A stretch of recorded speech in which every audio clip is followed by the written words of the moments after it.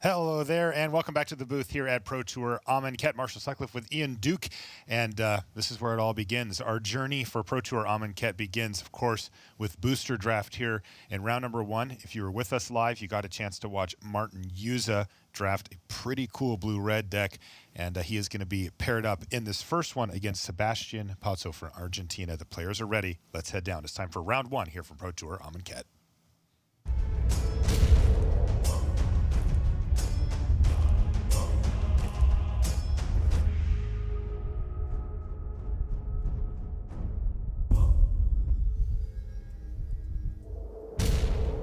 Hello and welcome to coverage of Pro Tour Amonkhet. I'm Marshall Sutcliffe in the booth with Ian Duke, and we are ready for round 1 action. This is, of course, where the players are going to start their journey through this Pro Tour on their way, hopefully, to a top 8. We've got a nice feature match here lined up for you. One of our feature drafters is down there, Martin Jůza, as well as Sebastian Pozzo here. And there's take a look at Sebastian.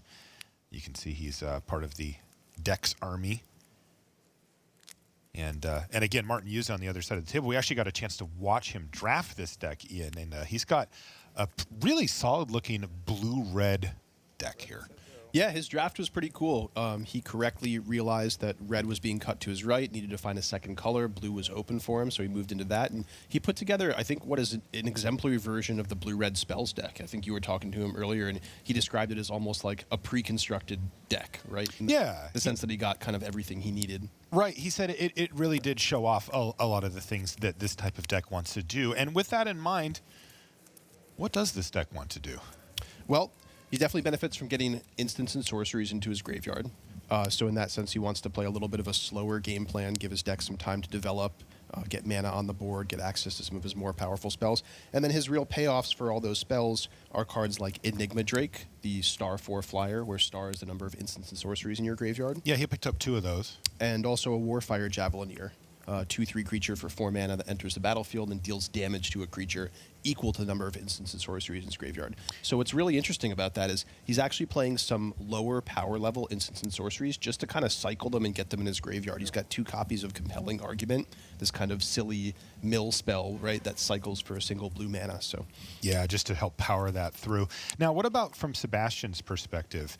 He's got a little splash going here.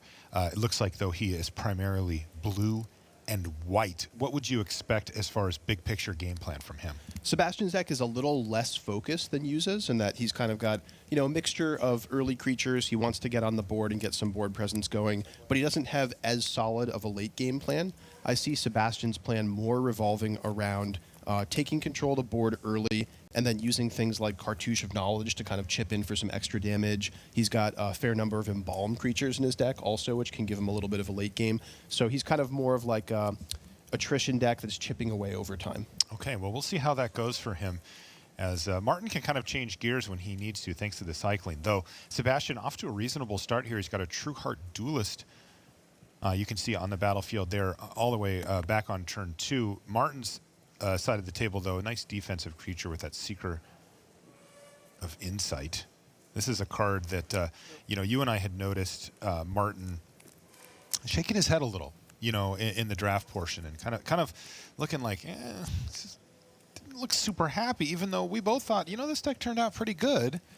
And, I asked him about what he was thinking about in that moment. And what he was actually thinking about, we had mentioned it on the stream, in fact, was the Drakehaven that he had passed. We mentioned when he was looking at it that this is the time when, it'd be really nice to be able to just pick up the pile of cards that you've already drafted for 2 packs and take a look at how many cyclers and discard outlets you have. And you're not allowed to do that. You're only allowed to review your picks in between packs here at the Pro Tour. And he didn't have a keen sense for exactly how many enablers he actually had. And as it turns out, he had a bit more than he thought he did, and he kind of regretted. He kind of wished he could go back and take that Drakehaven as a powerful card in his deck. By the way, even Mind Sensor here for Sebastian, as he is certainly the aggressor at this moment, and it looks like Martin's deciding if he wants to react to the Mind Sensor. He does not. In the meantime, Jůza's down to 17. He took 3 from that initiate last turn. And once again, Sebastian keeps the role as the aggressor. He's going to attack for 5 more here, even after the block.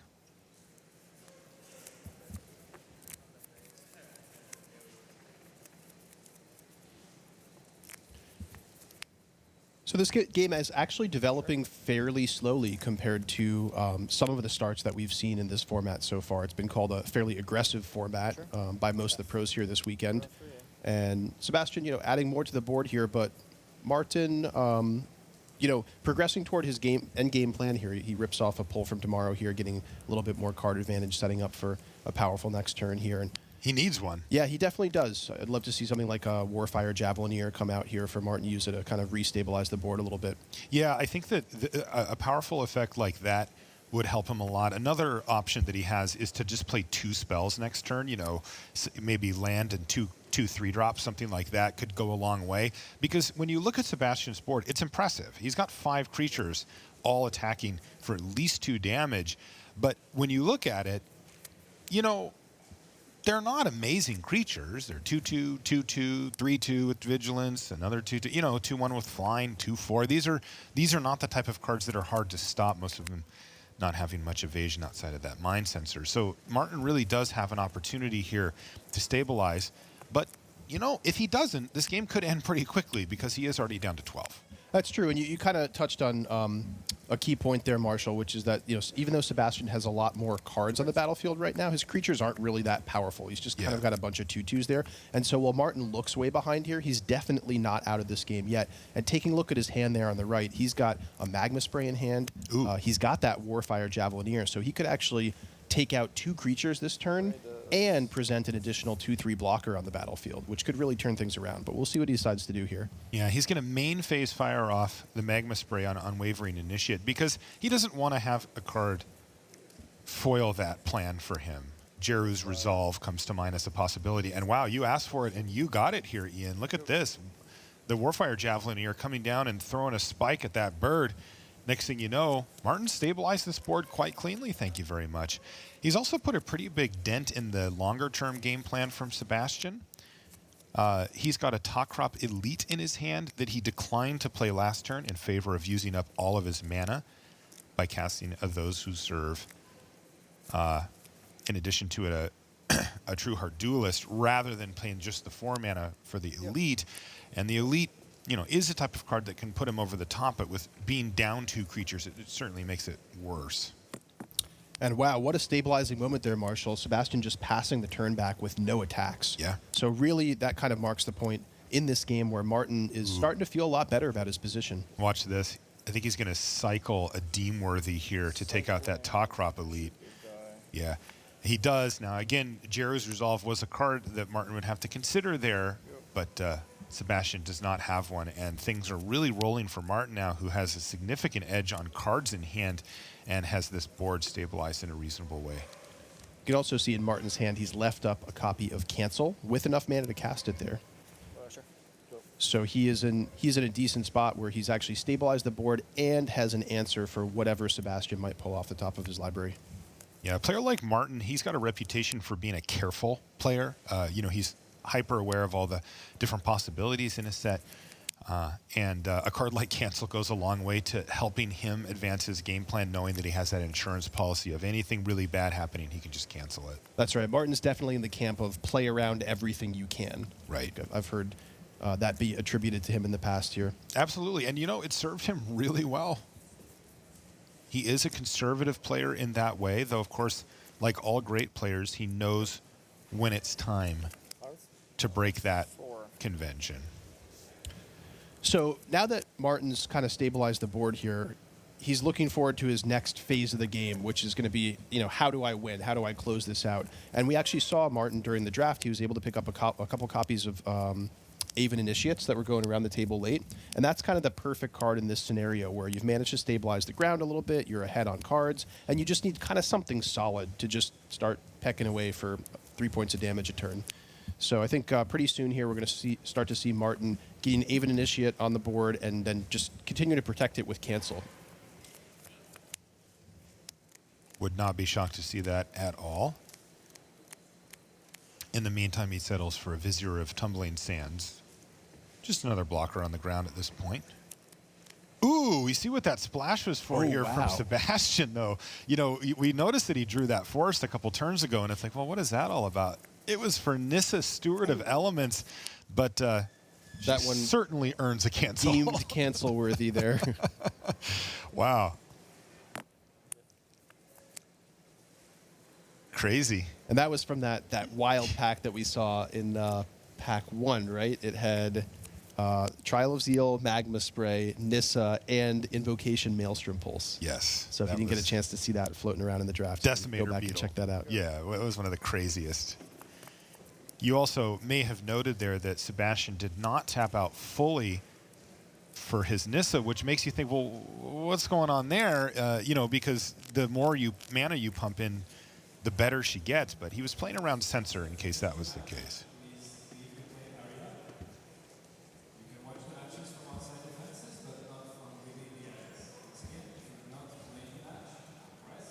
Well, now Martin's back into I have to play around everything mode again because he doesn't have that insurance policy anymore with the cancel. Now, the good news for him is that the way is fairly clear. I don't think Sebastian has any cards left in his hand here, so Martin just has to kind of figure out how he wants to proceed as far as getting the job done. But he should be in good shape, barring some absurd top decks. Bounce, mill 2. And you heard him say bounce, mill 2. That means Winds of Rebuke. I also mill 2. Yeah.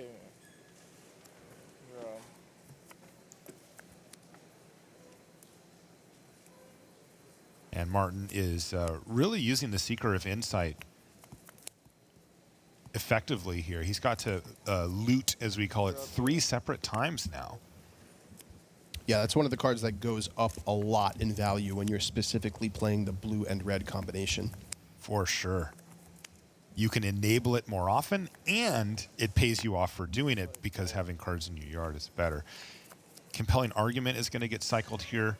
And Martin's really looking for his other copy of Enigma Drake. He did incidentally mill one off of that Winds of Rebuke just a moment ago. So there's one in his graveyard, but he should have another one in his deck, and it's probably pretty big now. Uh-oh. Yeah, it looks like about 7 or 8 cards. 7 or 8 cards. Ooh, he found it, though, right off the top. It Very was nice.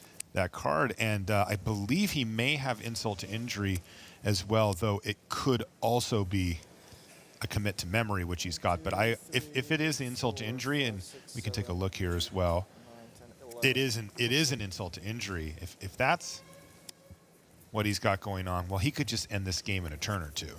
And you can see both players counting through Martin's graveyard, verifying how many instants and sorceries are in there so they can figure out how big that Enigma Drake is going to be. Yeah, I couldn't quite hear what he said. We're hearing 11? Oh, my. Well, the format's still fairly new, but Martin, at least from my experience, has the current record here. 11? Yeah, he could just kill him next turn. Yeah, that represents what? 11 plus 3 plus 2 is 16 times 2 is 32 damage, potentially, from that Insult to Injury plus attacking with the Flyers next turn. Did you add the 4 from the insult? Yeah. For the injury? Yeah, okay, so. yeah. Yeah, 2 doubled, right? Did you forget that he kills a creature, too, just for value? I didn't forget, but I thought that was okay. overkill at this I want to point, make sure he gets all of the... Look, if you're going to add Insult to Injury... That's true. Yeah, it's definitely an aptly named card.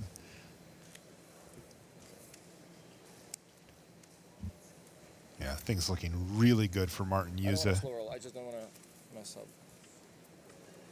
You have insult injury. Yeah. I'll insult injury, double strike, kill I don't have this fire. guy and you. Okay, so that is Martin Jůza finishing the job with insult to injury. You heard what the player said, and that was a bit of sportsmanship there from Martin. He said, I don't want to slow roll you. And what he meant was, I do know I'm going to win the game here under almost all circumstances, and I'm not trying to take my time in doing it, but I want to make sure that I don't screw something up, so I'm going to check your graveyard first. And you heard Sebastian say, you have insult to injury. He said, yeah. And after putting it on the stack, he won the game. So Martin Jůza finds himself up 1 game, and we'll be back with more of this right after these messages.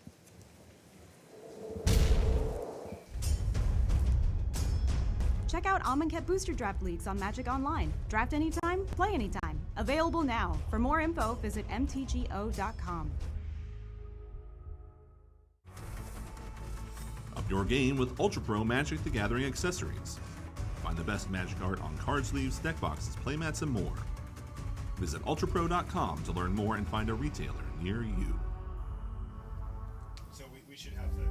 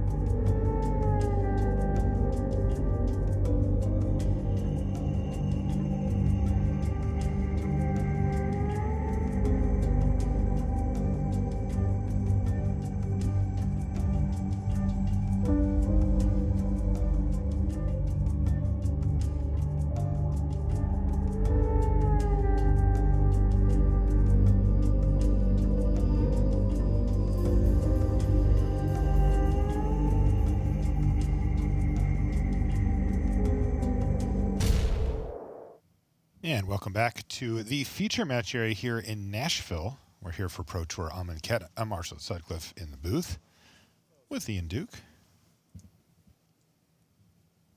And it looks like we're going to head right back down to the action here. We had Martin Jůza win that first game. He got behind. He did. He was a little behind on board, a little behind on life total, and then sort of swung things back slowly, and then in one fell swoop, with an 11 powered Drake and insult to injury, he finished off Sebastian. So let's see how this game develops for our two players. Yeah, based on how that first game played out, I think Sebastian is going to need to really get on board early and put a lot of pressure on Martin Jůza. It looks to me like Martin's deck just has the late game as far as card advantage and just power goes. Well, so how would you rate this then? No 2-drop, no 3-drop attacker, but an Edifice of Authority. I mean, Edifice of Authority is a great card, Marshall, but I don't think this is the start that Sebastian really needs to take this matchup. It does feel like he's the aggressor, doesn't it? I definitely think so. You know, from a matchup standpoint. And especially given all those cheap Embalm creatures that he has. I think Embalm often plays better on the aggressive side compared to the defensive side, just because you can keep up the pressure on your opponent, force them to try to make trades or pick off your creatures with removal spells, and then just keep the pressure coming with that Embalm. But Sebastian does not have that kind of draw this game like he had last game. Yeah, Martin hasn't done much either, just cycled a few cards, but he's pretty content to do that as long as he's under no pressure. And right now, he's just under no pressure. Oh, that could change. Oh. Wow, Essence Scatter for Oketra the True there. that could have been a big problem for Martin, because since Martin's not applying any pressure, Oketra could just have enough time to make enough 1/1 white warrior tokens, and then even she can start attacking herself, and she ends the game quite quickly at, an effective 6 power thanks to double strike. But Yeah, that was a Estate Scatter huge was turn of events massive. there, Marshall. I think that Oketra is one of the few ways that Sebastian can really hang in a long game with Martin. Because we see, even though the board is relatively clear here, Martin's deck is just a lot better situated to win that long game because he has cards like Hieroglyphic Illumination and cards like Pull from Tomorrow to just keep the card advantage flowing. And then we saw some powerful endgame threats there in the form of Enigma Drake and Insult to Injury last game. We may see those again this game as well. Yeah, there's an Enigma Drake. Sorry. Yeah. Yeah. End of turn. Yep. Sure. End of turn Mind Sensor, and also use my Edifice. Whoop, you missed. There we go. And that's just, Yeah. doesn't actually do anything this turn for Sebastian, as the Drake had Summoning Sickness, but as we know with Edifice of Authority, you are heavily advantaged to work your way up the old brick counters there. By the way, love brick counters, Ian. You can tell the folks back in R&D thumbs up for naming the counters brick counters. Oh yeah, great to hear. Those were one of the first designs in the early design file, as we wanted to represent building these big monuments, something people associate with ancient Egypt. I like saying, I will throw a brick or chuck a brick at your Drake or whatever. Well, Enigma Drake holding down the fort quite nicely here. Aven Mind Sensor unable to attack into it. And unfortunately here for Sebastian, it looks like he's got his copy of Nissa stuck in his hand. No green mana available. Yeah, looking at the deck lists here, Sebastian playing only one basic forest, but with a couple of evolving wilds also to enable that Nissa. Unfortunately, has not found any of those 3 sources just yet. He did find an Aven Wind Guide, though, which is one of his better cards. Again, not matching up amazingly here, but we see that the Edifice now has 2 brick counters on it. By the way, this is the second time that Martin's resolving in hieroglyphic Illumination this game. Look at his hand. It's just stacked. He's got 7 cards.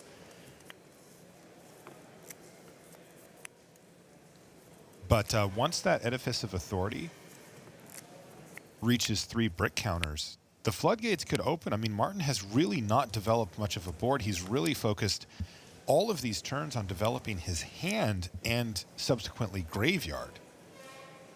Are we going to see that Javelineer here? Kill this guy. Looks like it. And this was the key play of last game, where we really saw Martin turn around a losing game with this first pick, Warfire Javelineer. Just the combination of being able to pick off a mid-sized creature and add some board presence is just fantastic tempo. Yeah, and this one is not nearly as good though, right? He just killed a creature with Embalm. And he's, this turn, Sebastian, having drawn quite a few lands, actually has enough mana to go ahead and embalm his Aven Wind Guide and still activate that Edifice of Authority and get an attack in. Sure. And he's going to do that. So here's the embalmed Wind Guide. We may even have the counter for it down there. Yeah, there you go. Yep. Pretty cool that these cards each get their own specific counter, by the way. Oh, yeah. It's a nice touch. Yep, love the artwork as well. Yeah. Cycling. Kill this. All right, but Martin Jůza has the answer again with Deem Worthy. Another 2-for-1 for him. He gets to kill the Aven Mind Sensor and still draw a card from Deem Worthy. And these incremental advantages have really added up for Jůza, who somehow still has 7 cards in hand, even after having played a land literally every turn of this game. You could take a look at some of Martin's options there. He does have that Pull from Tomorrow as well, so the cards are just going to keep on flowing for him. Now, the one downside for Martin here is he doesn't have a lot in the way of aggression, with his Enigma Drake being stuck behind that Edifice of Authority. But it's only a matter of time, I think, until Martin draws into an Aven Initiate or his second Enigma Drake or something else along those lines. And Sebastian is just kind of running on empty here with not much proactive or really reactive going on here. Take a look at Sebastian's hand. Of course, he's still sitting on that Nissa, Steward of Elements. He'd love to unlock that, but still missing a green source. Yeah, he's got one of the most powerful cards in his deck, and in fact in the format, with Trial of Solidarity, that he currently can't leverage in a way that is meaningful. He also kind of awkwardly drew his Jeru's Resolve just a turn or two late after having his creature killed, and he's actually just going to go ahead and cycle it here.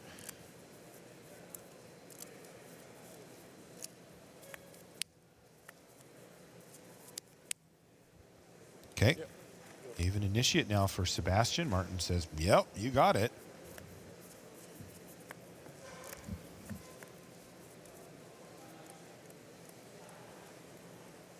And we do see Martin with a copy of Magma Spray in his hand, so we could go ahead and just answer that Avid Initiate.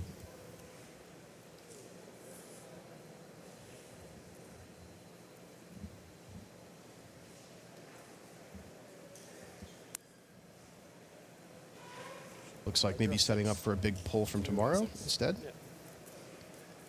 He is going to pull a lot of cards off the top of that library. It was for 6. God, that must feel great. Oh, yeah. And it's funny, he even could have gone for a 7th card there, but... He does have to discard one here. Yeah, he needs to discard before he casts the Magma Spray. Right, I think that's what he intended to do there. Yeah, at first I thought he was discarding the Magma Spray. I'm like, wait a second, that doesn't make any sense, but... It's funny, Martin's actually drawn so many cards that he has to think a little bit about decking himself. Again, he does. He could have just gone for, the full 7-point pull from tomorrow there, but he has so many cards already, he just doesn't need that many, and... not that I actually think he's going to deck himself, but he does have to think about leaving himself enough time to make sure he can actually win the game. Yeah, it is possible. I remember that Edifice of Authority blanking, the first Enigma Drake that's a 10-powered whatever is a big deal. It does make Martin really dig deep. He's not very threat-heavy, and he's going to have a hard time getting through on the ground. So, the number of threats he has is actually relatively few. Funny thing, also, I looked at Sebastian... I looked at his deck list here, and the card I was looking for was Compelling Argument. Because you can bring this card in out of the sideboard against these heavy cycling decks, and it can be a win condition. And in the case where it's not going to be, or you need something else, it cycles for just 1 blue mana, so it's not a big deal. But, if Martin... He had 7 cards in his library last time. That's very true. Have you ever had the pleasure of I have introducing someone to a compelling argument? I have compelled them to lose the game. They were playing blue-black cycling and trying to set that type of game plan up and went a little too deep. Yep. It was awesome. Oh, yeah. I love those kind of kooky sideboarding strategies like that. Yeah, and this one's so not punishing. Just again, because if I found myself in the early part of the game with a compelling argument and I'm going, look, I have an aggressive curve, I'm not going to need it, I just simply cycle it. Martin with a double Seeker of Insight there. They don't look amazing here. He does have to be careful about decking on some level, and God, his hand, though, is so stacked. Is he looking at a Winds of Rebuke? I think he's looking at it like, I don't know if I want to cast this, but I suppose I will. This signals to me, by the way, if I'm sitting in Sebastian's seat, that Martin has found a cancel. Because returning, when Martin isn't necessarily the aggressor here, returning an Edifice of Authority to your hand just to let you recast it and activate it immediately the next turn doesn't really make a whole lot of sense unless Martin has a way to deal with it on the way back down. So I would assume that if from Sebastian's seat that he's got to cancel. Now, I don't know if it would change my play, but that's what I would be thinking. Yeah, that certainly makes a lot of sense to me. And if Martin does indeed have that cancel, he could be setting up a huge turn here in just one or two turn cycles. We did see he has his Insult to Injury in his hand when we peeked earlier on. Take a look at the graveyard here from Martin Jůza, and he is still just churning through that library. He's getting low on cards. I mean, you can't have a graveyard that big plus all those lands, all those cards in your hand and some creatures and not be getting down into single digits on your library. But I think that Martin is quite beautifully setting up a win here in a turn or two. Looking for Insult to Injury and looking to end this game in 1 turn or maybe 2 like he did in the first game.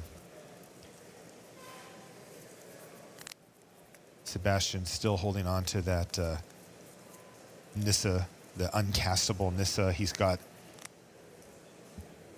Trial of Solidarity, which generally in this format is a near bomb level card, and here looks pretty bad. Yeah, it is a super powerful card, but one that you really need to be on the aggressive stance to use properly. Yeah, and we can see that this one's really starting to slip away from Sebastian here as Martin Jůza did have the cancel, and he cancels the Edifice, which is going to clear the way for that Enigma Drake. And that Drake is going to end this game very, very quickly. We saw in the last game it had 11 power. Of course, it attacked for double that, thanks to insult to injury, but... And we may actually see the same thing this game. He's got it again? Hand there. He has the insult to injury yet again this game. And we'll get the actual count on that Enigma Drake for you shortly. But I have to imagine between the Enigma Drake being doubled plus the extra 4 damage from the insult to injury, that is going to be a game in favor of Martin Jůza this turn if he does decide to pull the trigger. He said, actually, I don't even need to do that? Insult to injury, target this you. And that's game. You heard it. He didn't even need to finish resolving insult to injury. And that's going to do it. Sebastian Pozzo with kind of a clunky draw there. Very, very slow start for him. It gave Martin Jůza plenty of time to set up his game plan with his red-blue deck. And boy, did he. Yeah, there was a lot of good rares. My pick too. What was your first pick? I first picked the Javelineer, the Flame Tongue guy. You can hear the No, players. it was just the deck was not great, and I really don't like blue. I really hate blue. So How are you gonna play that? He really hates blue. He first picked that Javelineer, as he mentioned to his opponent there, but Martin apparently did not want to be in blue, reluctantly went into it. I mean, that's how it goes sometimes, right? You don't get to always draft the colors that you prefer in a format. And we saw that from Martin here, who started off in red, ended up being a little bit in red by the end. You know, he is blue-red, but blue was the color that was open. Yeah, I was going to say, Martin may hate blue, but blue certainly loves him. Yeah. I was coming around in that draft. You know, he's got some pretty sweet rares, and love those 2 Enigma Drakes in his deck as well. Yeah, it is interesting as well. You know, the overall feel here on the tournament floor has been that players are really valuing aggressive decks, specifically based around red. And you can see that there. You know, a reasonable curve out for Sebastian in game 1. He wasn't able to get the job done because Martin did have that one big turn where he stabilized. But you can see if Sebastian's deck was just 1 speed faster, Martin would not have had the time to cast, you know, Pull from Tomorrow and really set up his game. He could have just been dead. Yep, and I think we'll see that trend continue throughout the weekend here with, you know, players just fighting over red a lot, and you know, it's not always going to be open for you. You know, you have to kind of have a backup plan there and be able to shift gears, and I really like the way that Martin did that in the draft. Well, we're going to be following those stories and many more here from Nashville. We've got a lot more to bring you. We'll be back right after these messages.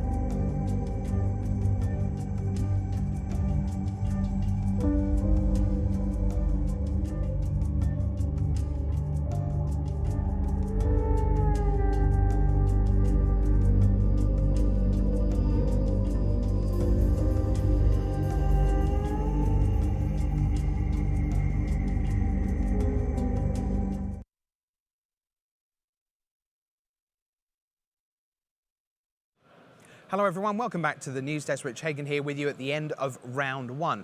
Our focus on teams this round was team face-to-face games. How did they get on? Well, Even Flock was up against Matti Kuisma from team Almost Finished, went 11-5 at the last PT, and Kuisma won that one, so Flock at 0-1. Another 0-1 from face-to-face is Alexander Hayne, Pro Tour champion in the past. He lost to Hugo Terra playing in his second Pro Tour. He played back in Columbus in 2004, the Pierre Canali Pro Tour. Sam Pardy, well, what a matchup he had in round one. You hope to play an RPT Cure in their first tournament.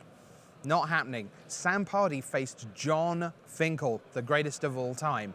But Sam Pardy still got the win. 2-0, a huge match in round one there. Steve Rubin, he's fallen to 0-1. Mattia Rizzi of Italy, with his 3 Grand Prix top 8s, advances to 1-0. And Jacob Wilson is a winner for Team Face to Face over a 19-year-old RPTQer from Spain, and that's Javier Roa Fernandez. Now, one more result we don't yet know from Team Face to Face is Oliver Chu, the reigning Rookie of the Year. But I imagine someone who knows that result is Oliver Chu, and he's with Brian David Marshall. Thanks, Rich. I'm here with Rookie of the Year, Oliver Chu. Oliver, Team Face-to-Face Games in 3rd place right now in the Pro Tour Team Series. How are things going for you in terms of play testing and preparing for this event? Have you guys talked at all about the Team Series, or do you just more focus on your individual results and then whatever happens, happens? It's definitely on the back of our minds, but I think first and foremost for most players on the team, it's just doing the best you possibly can. We want to perform well in the team series, but it's definitely the main goal to top 8 the Pro Tour. Now, I know you and I had talked in between last season and this season. You were a little worried about the demands of school with the demands of being a professional Magic player. Yeah. How has the early release of the set on Magic Online helped you out? It's got to be a boon for you, because I know you love to get yourself into a Magic Online draft or maybe a constructed league or something. Yeah, it's been fantastic. I have gotten great testing despite having to study for finals and take finals this week, so I think I'm adequately prepared for this event. And then what was the team process? How did you guys, where did you guys end up as a group? Even if you were, back in the dorms getting ready for your exams, what did the rest of the team do? Well, I felt, prepared, but the rest of the team was pretty hectic. This Pro Tour was hard to crack in terms of standards, so expect some weird stuff. That's all I gotta say. Weird stuff promised from Oliver Chu, Constructed Master, Rookie of the Year, World's Competitor, currently in 3rd place in the Pro Tour Team Series. Pretty incredible start to his young career. Let's see what he can do here during the rest of this season. Yeah, face-to-face in great shape coming into Pro Tour Amonkhet, 3rd place in the team series standings. Round about a couple of minutes left in the main round. If you're new, that doesn't mean the last match is in. When we hit time, it's just like your local game store. When you hit time, you then get 5 extra turns. Exactly the same rules you're used to playing. So there will probably be a few draws, and our best guess, it's usually sort of 10 to 15% of the field, particularly in a quick format, that are still playing as we head towards time on the round. You've got the time on the top left of your screen. So when it hits 0, don't go, well, where's round 2? Still some matches to fill out. Then we pair for round number 2. Again, winners will play winners, and it's worth reminding you that you can only play within your draft pod, so only the 7 other drafters at your table, and that's to ensure that the variety of packs that get opened on different tables don't bleed in to other tables, because sometimes some packs are just stronger than others, right? We didn't see any Glory Bringers, for example, on table 1. So we're going to gear up for a brand new feature here at the Pro Tour. We're very excited, especially for newer players and players who are a bit befuddled by draft, because there's a blizzard of cards, a blizzard of choices, pack after pack after pack. How are you supposed to make sense of it all? Well, one way to do that is through our new draft archetype blueprints, and we're going to show you a couple of those right now.